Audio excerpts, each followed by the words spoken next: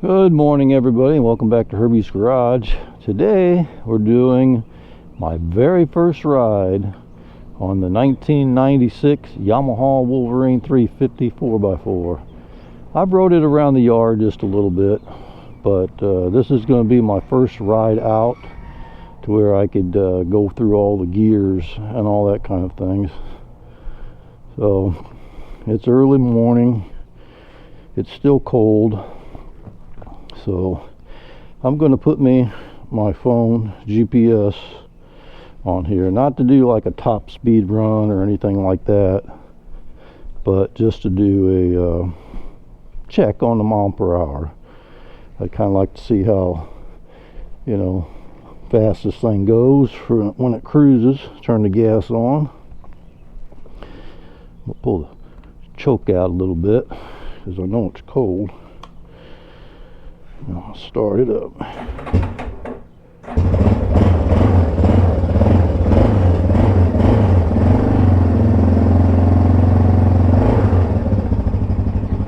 got the choke off already. I know it doesn't take choke very long.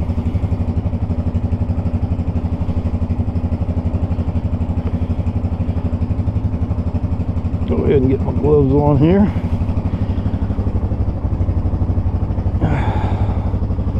Alright.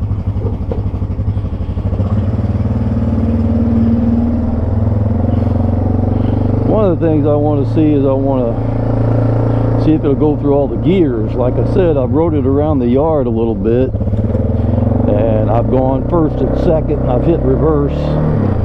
There's second. There's third.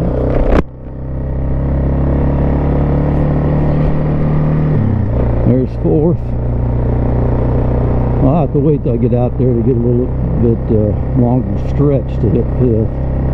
Got these rock road here. This recently was rocked. They put tar down and then they rock it, and it gets kind of, hilly, washboard kind of thing.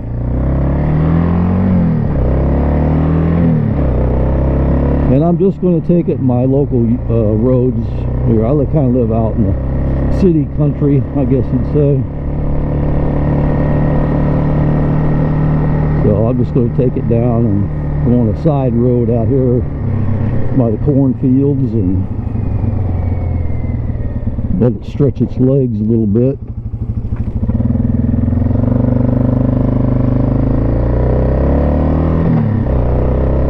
I don't know if I started off as second or third or first.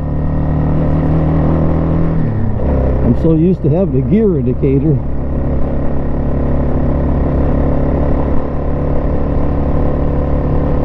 I'm doing 28.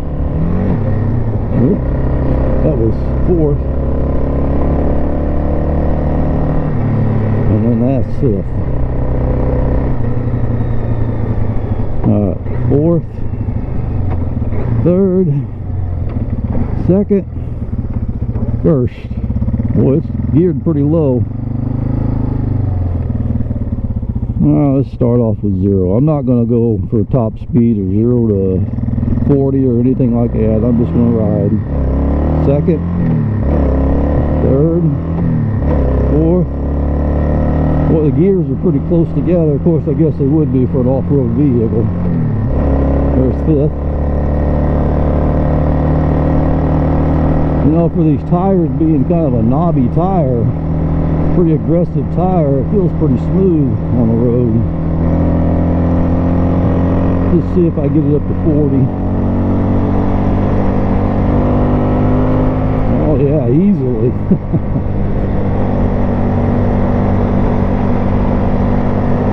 And we cruise 40 pretty good.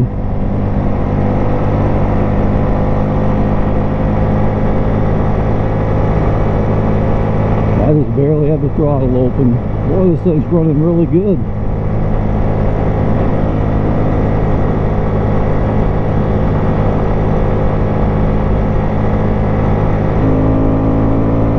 Woo-wee! 46. I bet this thing would probably do 55. I'm not going to try though.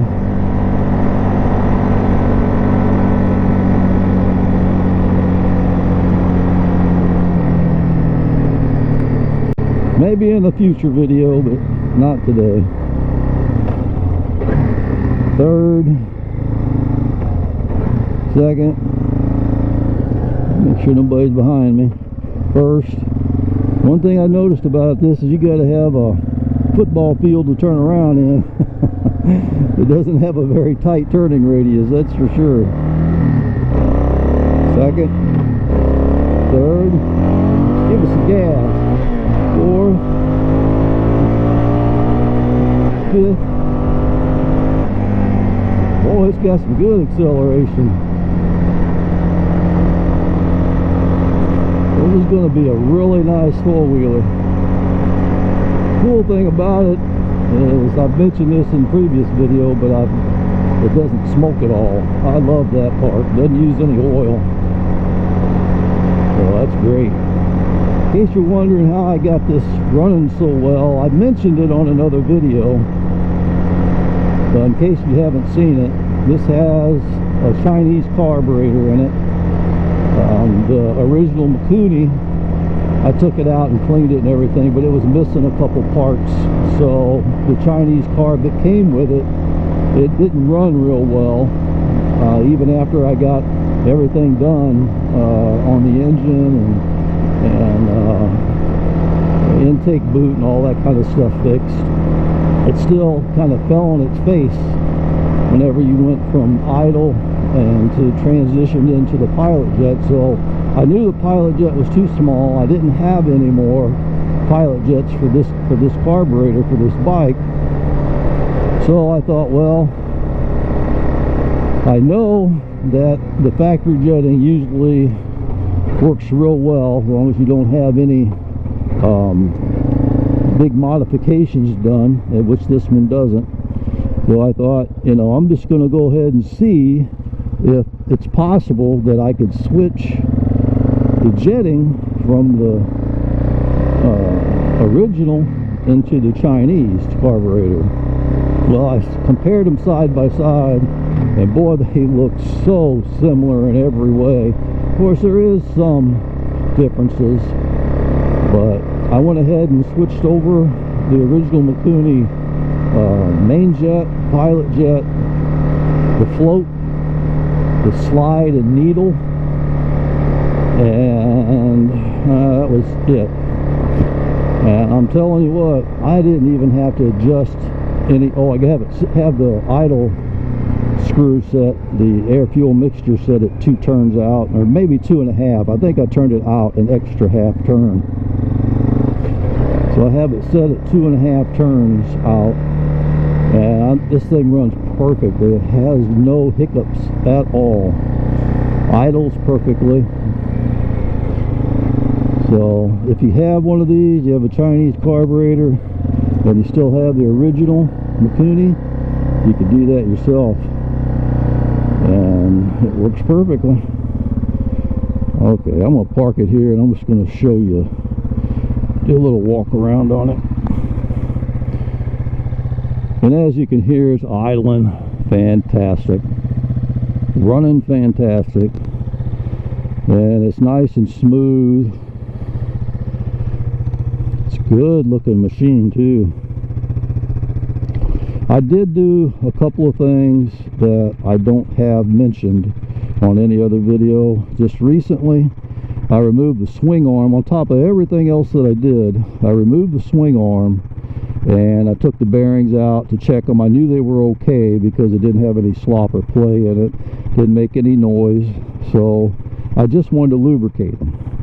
So I pulled that out, took the bearings out of both sides, lubricated them, put it all back together, and that shaft that goes from that U-joint back here to the new differential I put in, that little short shaft, has a coupler, and the shaft and the coupler had a lot of slop and play in it. I did not like that, so I found one on eBay, and boy, I'm telling you what, those were so tight.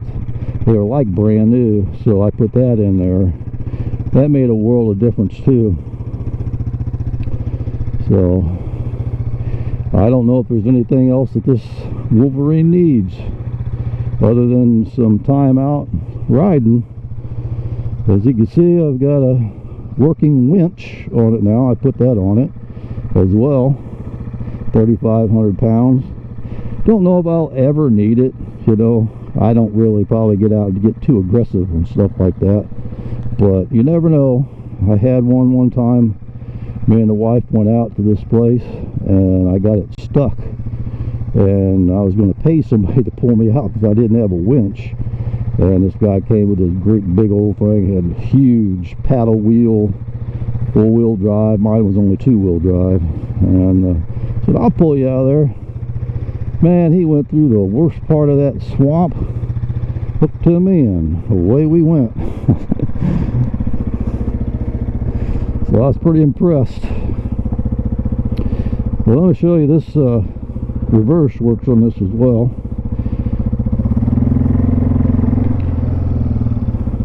Watch where I'm going. So is the brakes. I put new brakes on it too. Let me show you.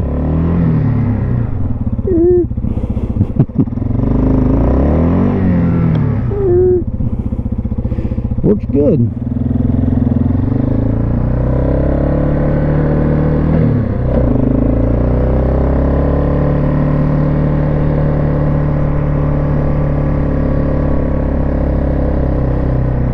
I'm not going to play around up here too much. I'm going to go home and mark it.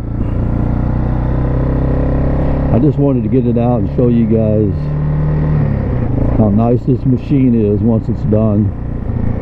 It really is. It's a nice machine.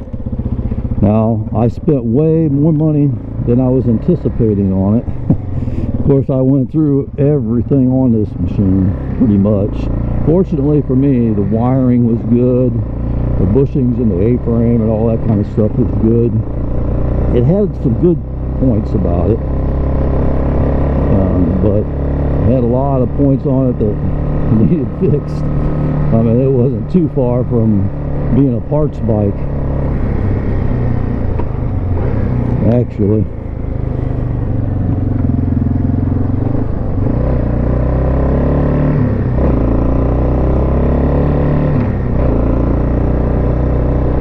And everything works. The tail lights work, the headlights work, electric start works, of course.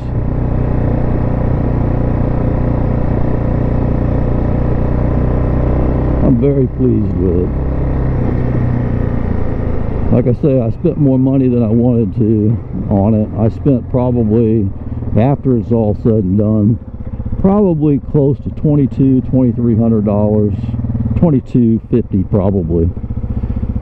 You can see there, I bought me a bigger utility trailer to haul, you know, my four-wheelers and dirt bikes and lawnmowers or whatever.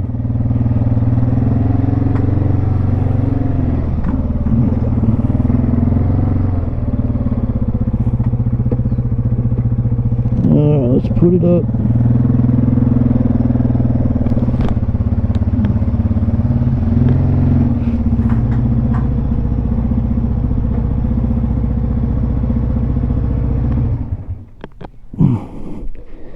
Shut the fuel off. Alright guys, that's the 1996 Yamaha Wolverine 4x4. Restoration complete. Alright, that's all I have for you today. Appreciate you coming along. Don't forget to like and subscribe, and leave me a comment if you would. Alright, that's all I have for you today. Thanks for watching. Talk to you later.